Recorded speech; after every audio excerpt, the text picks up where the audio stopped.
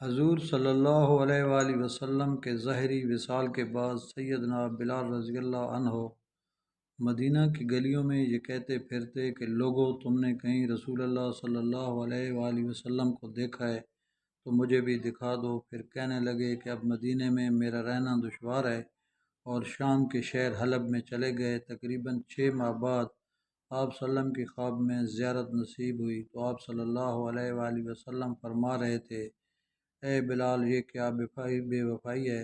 تو نے ہمیں ملنا چھوڑ دیا، کیا ہماری ملاقات کا وقت نہیں آیا؟ خواب سے بیدار ہوتی اونٹنی پر سوار ہو کر لبیک یا سیدی یا رسول اللہ کہتے ہوئے مدینہ منورہ کی طرف روانہ ہو گئے۔ جب مدینہ منورہ میں داخل ہوئے تو سب سے پہلے مسجد نبوی پہنچ کر حضرت بلال رضی اللہ عنہ کی نگاہوں نے عالم و رفتگی میں آپ صلی اللہ علیہ وسلم کو ڈھونڈنا شروع کیا۔ کبھی مسجد میں تلاش کرتے اور کبھی حجروں میں۔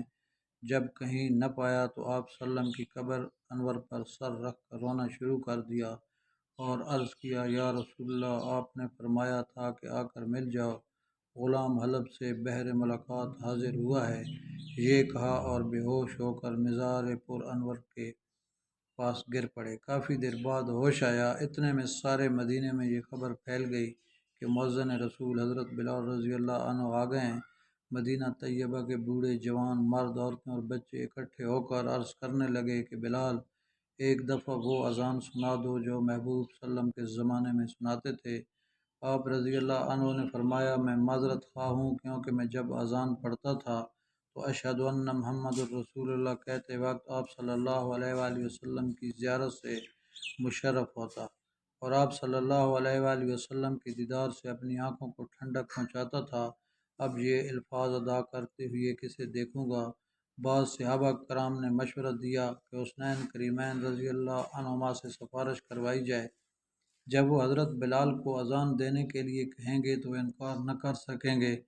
چنانچہ امام حسین نے حضرت بلال رضی اللہ عنہ کا ہاتھ پکڑ کر فرمایا: اے بلال، ہم آج آپ سے وہی اذان سننا چاہتے ہیں جو آپ ہمارے نانا جان اللہ کے رسول صلی اللہ علیہ وآلہ وسلم کو اس مسجد میں سناتے تھے۔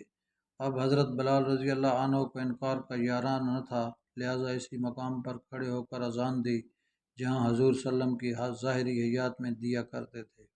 بعد کی کیفیات کا حال خطبہ سیر میں یوں بیان ہوا: جب آپ رضی اللہ عنہ نے بآواز بلند اللہ اکبر کہا، مدینہ منورہ گونج اٹھا۔ آپ جیسے جیسے آگے بڑھتے گئے جذبات میں اضافہ ہوتا چلا گیا۔ جب اشہد اللہ الہ الا اللہ کے کلمات ادا کیے، گونج میں مزید اضافہ ہو گیا۔ جب اشہد ان محمد الرسول اللہ کے کلمات پر پہنچے تو تمام لوگ حتیٰ کہ پردہ نشین خواتین بھی گھروں سے باہر نکل آئیں۔ رکت و گرازاری کا عجیب منظر تھا۔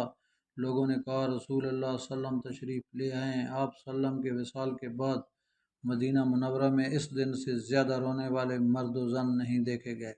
علامہ اقبال رحمۃ اللہ علیہ اذان بلال رضی اللہ عنہ کو ترانۂ عشق قرار دیتے ہوئے فرماتے ہیں: اذاں ازل سے تیرے عشق کا ترانہ بنی، نماز اس کے نظارے کا ایک بہانہ بنی، ادائے دید سراپے نیاز تھی تیری، کسی کو دیکھتے رہنا نماز تھی تیری۔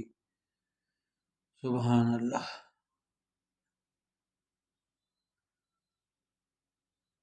دوستو، اگر میری یہ ویڈیو آپ کو پسند آئی ہو تو پلیز اسے لائک کریں اور میرے چینل کو سبسکرائب کریں۔ شکریہ۔